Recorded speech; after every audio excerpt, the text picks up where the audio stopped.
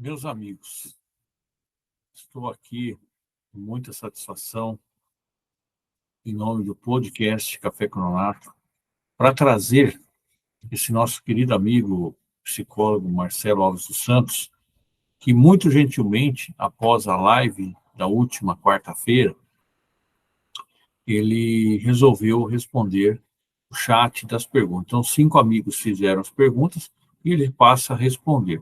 Muito obrigado, Marcelo, seja bem-vindo e vamos lá.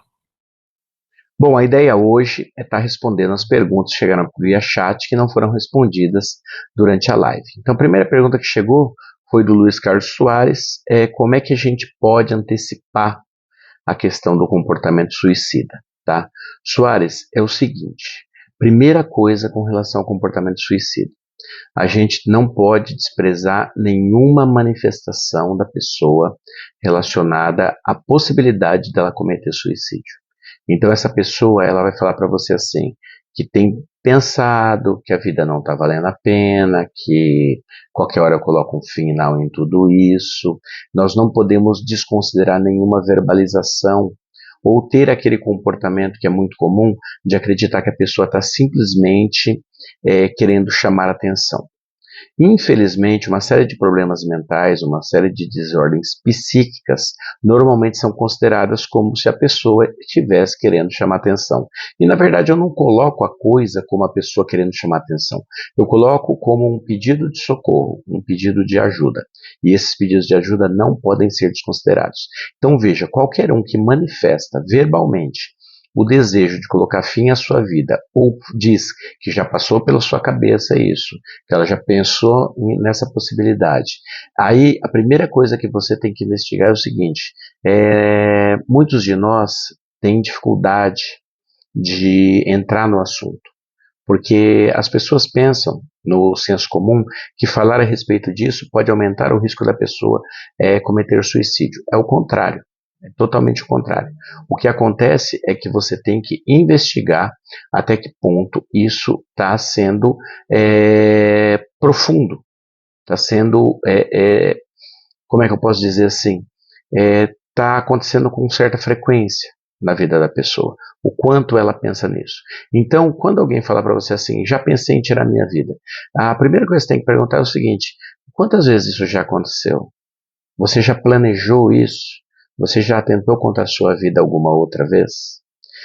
Um forte indicativo de que a pessoa tem condições de cometer o suicídio, ela já tem uma tentativa anterior.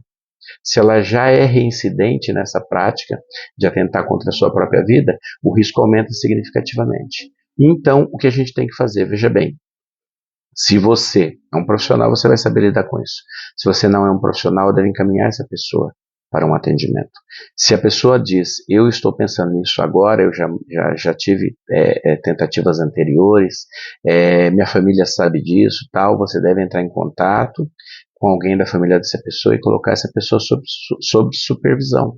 E se for um caso de emergência, você deve acionar o 93, o 92, o Corpo de Bombeiros, o SAMU, que sabem lidar com esse problema.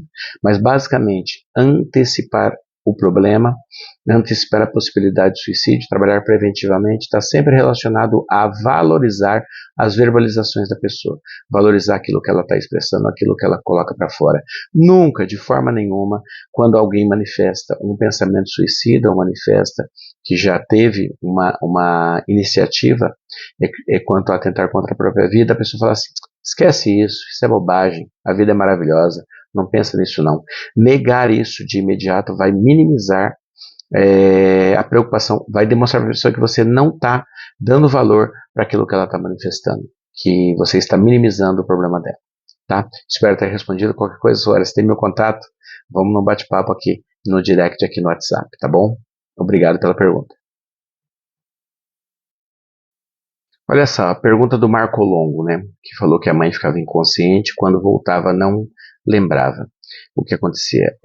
Nós estamos tratando de depressão, mas o que a gente tem que entender, existem comorbidades. O que são comorbidades? Às vezes a pessoa tem mais de um problema. Mais de um problema. Então ela pode ter tido um desmaio, ela pode ter tido um surto, ela pode não ter conseguido lidar com o emocional naquele momento, ela apagou. A gente sabe, lembra de filme? quando a pessoa não consegue lidar com uma cena muito chocante, ela vai vomitar, ela não conseguiu engolir aquilo, tá certo? Ela tem que colocar para fora de uma forma violenta. Lembra a questão da pessoa apagar, da pessoa desmaiar? Também um forte impacto emocional, simplesmente desliga o psíquico, a pessoa apaga, desmaia. Ou apenas ela teve aquela amnésia do trauma. Sabe aquela pessoa que volta do acidente e não lembra de nada? Agora, colocar a questão relacionada ao aspecto espiritual é extremamente mais complexo. Tá? Então eu prefiro não entrar nessa seara do espiritual ainda, tá certo?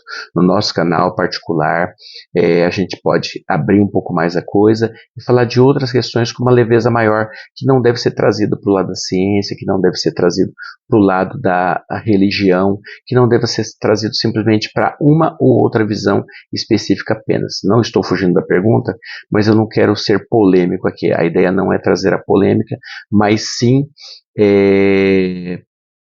trazer informação. Mas algumas pessoas consideram que, por exemplo, uma possessão demoníaca é um surto psicótico. Eu tenho a minha crença pessoal, talvez um dia a gente sente e converse a respeito disso. Tá bom? Obrigado pela pergunta, Marco Longo. Quanto à pergunta do Molina, demos os parabéns para ele aí no dia da live, estava fazendo aniversário. Molina, parabéns novamente aí, sensacional. Obrigado por compartilhar a tua vivência, tá certo?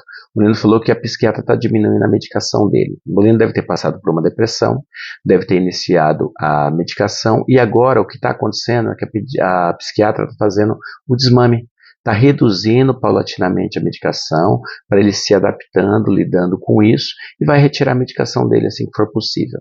Tá certo? O que a gente tem que entender é, medicação demora para entrar, medicação demora para sair, tem que ser feita sempre com supervisão médica, fugir da automedicação, cuidado para o paciente não tomar o remédio que o familiar toma, que o amigo toma, que a comadre toma, isso é muito ruim, tá certo?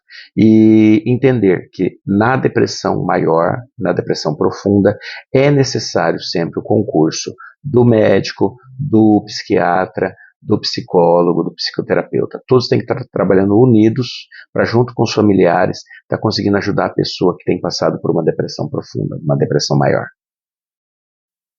Vamos lá, dando sequência aqui, o João Sena perguntou, né?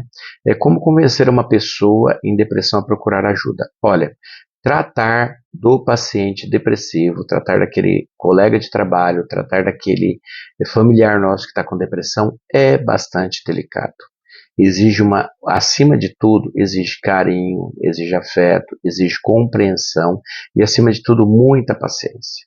Porque, por vezes, aquele comportamento apático, aquela letargia, aquela falta de tomada de decisão, aquela visão negativa, aquela avaliação negativa a respeito de tudo que está acontecendo, vai cansando as pessoas que estão ao lado. A gente tem que ser sincero. O cuidador de uma pessoa depressiva é como o cuidador de um paciente terminal. Ele vai adoecendo junto com a pessoa. Ele começa a ser vítima daqueles pequenos sintomas, daquela repetição diária, daquela desmotivação, daquele desânimo, daquela falta de ação, daquela inatividade. Tudo isso vai deixando a situação mais difícil, vão aumentando sucessivamente as cobranças. Poxa, você não pode fazer isso, você não pode fazer aquilo. Por vezes a pessoa sabe que ela não pode fazer.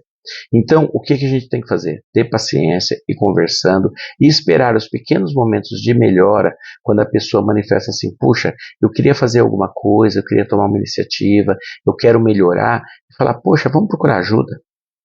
Vamos procurar ajuda. Tem uma clínica, tem um psicólogo, tem um psiquiatra, vamos procurar ajuda para o seu problema. Eu estou entendendo que você não está tendo condição de lidar com isso sozinho. Então vamos lá, vamos procurar uma ajuda, vamos ver o que pode acontecer, vamos tentar, tá? Vamos dar essa chance. Então, acima de tudo, tem que passar por um convencimento. E esse convencimento vai estar sempre relacionado ao quanto você dá valor para as manifestações dessa pessoa, o quanto você ouve essa pessoa, o quanto você conversa com ela e tenta se colocar no lugar dela, entendendo que realmente aquilo é uma doença grave que requer tratamento. A pergunta do meu irmão aí, Adriano Martins, meu colega, Coronel Adriano. Obrigado, meu irmão, pela pergunta. Ele perguntou a respeito de meditação e atividade física trabalhando na prevenção da depressão. A atividade física é sensacional para a saúde mental. É importantíssimo.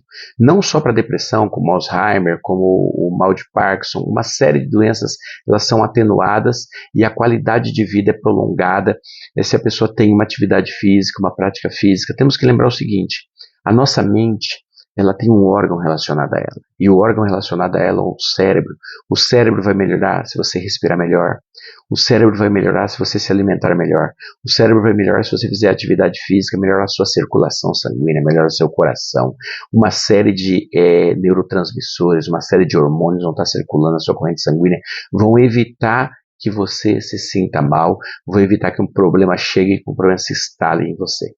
A meditação também, a meditação como ferramenta de autoconhecimento, como ferramenta para diminuição da ansiedade, como exercício respiratório, tudo isso é muito importante na prevenção e no tratamento da depressão. A gente ensina isso para o paciente no consultório e as pessoas reportam uma melhora significativa com 4, 5 minutos de exercício de respiração, com 15, 20 minutos de meditação diária, com atividade física. Não é nada demais, não estou falando para ninguém ir para o CrossFit, apenas uma caminhadinha de meia hora já vai ser bastante significativo. Se expor à luz natural logo no começo do dia faz parte da higiene do sono. Tem muita coisa que a gente pode estar falando a respeito disso, tá certo? Mas Adriano, obrigado pela tua pergunta, meu irmão. Fique com Deus.